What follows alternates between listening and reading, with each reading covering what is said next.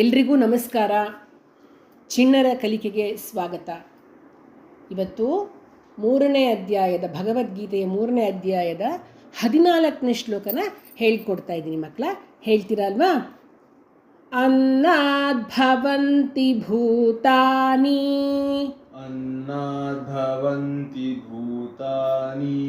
ಪರ್ಜನ್ಯಾದನ್ನ ಸಂಭವಃ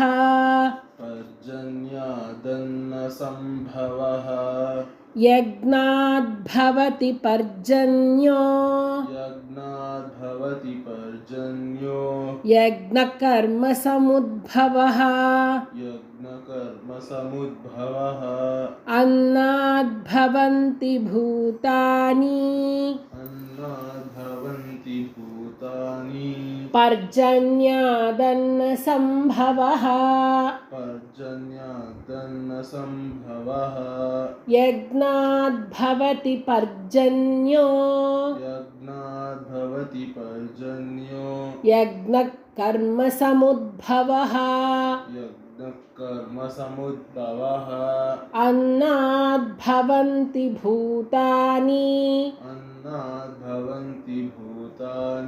ಪರ್ಜನ್ಯಾದನ್ನ ಸಂಭವಃ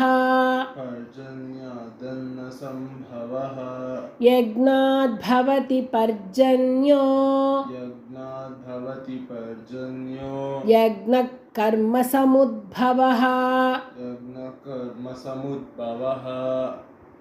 ಏನಂದರೆ ಪ್ರತಿಯೊಬ್ಬರೂ ಕೂಡ ಅವ್ರ ಹುಟ್ಟುಗುಣ ಹೇಗಿರುತ್ತೆ ಅದೇ ಥರ ಕೆಲಸ ಮಾಡ್ತಾನೆ ಅಲ್ವಾ? ತಿಳುವಳಿಕೆ ಇಲ್ಲದಿದ್ದವರು ತಮ್ಮ ವರ್ಣಧರ್ಮಗಳನ್ನು ಮಾಡಲ್ಲ. ಅಂದರೆ ಈಗ ಫಾರ್ ಎಕ್ಸಾಂಪಲ್ಲು ಬ್ರಾಹ್ಮಣನಾಗಿ ಹುಟ್ಟಿರ್ತಾನೆ, ಅವನಿಗೆ ವೇದ ಮಂತ್ರಗಳಿಗೆ ಕಲಿಯೋದಕ್ಕೆ ಆಸಕ್ತಿ ಇರೋದಿಲ್ಲ, ಅವನು ಪಾಠ ಮಾಡಲಿಕ್ಕೆ ಇಂಟ್ರೆಸ್ಟ್ ಇರೋದಿಲ್ಲ, ಅವನಿಗೆ ಗೊತ್ತಿಲ್ಲ, ಅವನು ಏನೋ ಬೇರೆ ಕೆಲಸ ಮಾಡ್ತಾನೆ, ಯಾವುದೋ ಬೇರೆ ಕೆಲಸ ವ್ಯಾಪಾರನೋ ಏನೋ ಒಂದು ಮಾಡ್ತಾನೆ. ಕರ್ಮಗಳು ಅನ್ನೋದೆಲ್ಲ ಬಂಧಕಗಳು ಅಂತ ನೀವು ತಿಳ್ಕೊಂಡಿದ್ರೆ ಅದು ತಪ್ಪು. ಕರ್ಮ ಅಂತಕ್ಕಂಥದ್ದು ಜಗತ್ತು ಅಂತಕ್ಕಂತಹ ಚಕ್ರದ ಕೀಲು.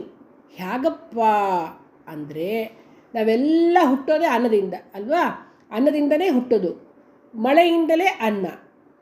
ಅಂದರೆ ಮಳೆ ಬಂದರೆ ಧಾನ್ಯಗಳೆಲ್ಲ ಹುಟ್ಟುತ್ತವೆ, ಅದರಿಂದ ನಮಗೆ ಊಟ ಸಿಗುತ್ತೆ. ದೇವತೆಗಳ ಪ್ರೀತಿಗೆ ನಾವು ಮಾಡ್ತಕ್ಕಂಥ ಯಜ್ಞದಿಂದನೇ ಮಳೆ ಆಗೋದು.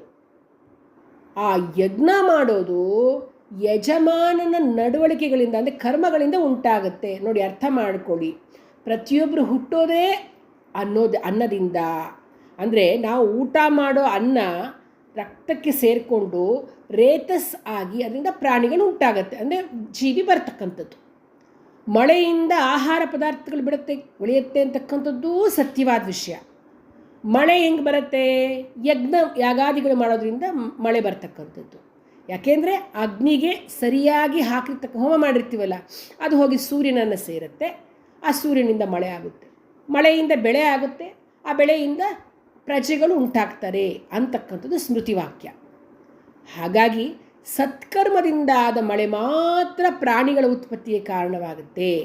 ಅದೇ ಅತಿವೃಷ್ಟಿ ಅನಾವೃಷ್ಟಿಗಳಾಗಿರ್ತಲ್ಲ, ಅದು ಯಾವುದು ಅಂದರೆ ಅಧರ್ಮ ಮಾಡಿರ್ತೀವಲ್ಲ, ಅಧರ್ಮದ ಫಲ ಅದು. ಅದರಿಂದ ಕೆಡಕೆ ಉಂಟಾಗುತ್ತೆ ಹೊರತು ಒಳ್ಳೆಯದೇನೂ ಆಗಲ್ಲ. ಯಜ್ಞವನ್ನು ಮಾಡೋನು, ಯಾರು ಯಜ್ಞ ಯಾಗಾದಿಗಳಿಂದ ಮಾಡ್ತಾ ಇರ್ತಾರೋ ಅದರ ವ್ಯಾಪಾರ ಇದೆ, ಅದೇ ಕರ್ಮ. ಆದ್ದರಿಂದ ಆ ಯಜ್ಞ ಅಂತಕ್ಕಂಥದ್ದು ಕರ್ಮ ಸಮುದ್ಭವವು ಅಂತ ಹೇಳ್ತಾರೆ. ಅಂದರೆ ಯಜ್ಞ ಅಂತಕ್ಕಂಥದ್ದು ನಾವು ಮಾಡ್ತಕ್ಕಂಥ ಕರ್ಮಗಳಿಂದ ಉಂಟಾಗ್ತಕ್ಕಂಥದ್ದು ಅಂತ ಹೇಳ್ತಾ ಇದ್ದಾರೆ. ಈ ಶ್ಲೋಕವನ್ನು ನಾವು ಹೇಳ್ಕೊಳ್ಳೋದ್ರಿಂದ ನಮಗೆ ದ್ರವ್ಯ ಲಾಭ ಉಂಟಾಗುತ್ತೆ. ಮಕ್ಕಳ, ಈ ಶ್ಲೋಕನ ಎಲ್ಲರೂ ಒಟ್ಟಿಗೆ ಹೇಳೋಣ.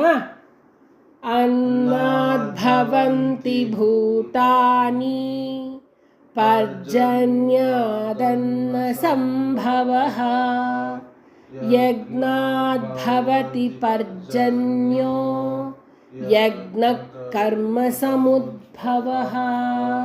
ಶುಭಮಸ್ತು.